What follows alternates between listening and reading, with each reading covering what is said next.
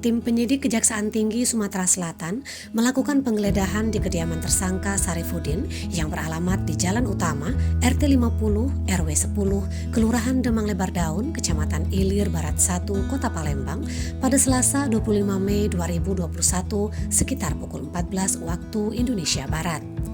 Syarifuddin merupakan salah satu dari 4 tersangka yang terjerat dalam kasus dugaan korupsi pembangunan Masjid Sriwijaya. Syarifuddin sendiri bertindak sebagai ketua divisi pelaksanaan lelang dalam pembangunan masjid tersebut.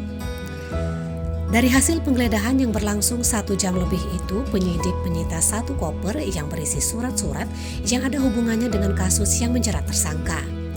Tidak hanya surat-surat, penyidik juga melakukan penyitaan terhadap 1 unit mobil mewah jenis sedan warna hitam Toyota Camry dengan nomor polisi BG188TA.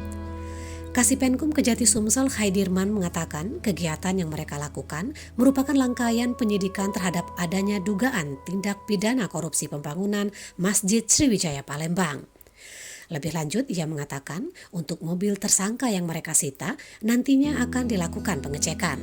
Karena menurut informasi yang mereka dapat, pembelian mobil itu dilakukan pada tahun 2017 yang masuk dalam rentang waktu pembangunan Masjid Sriwijaya.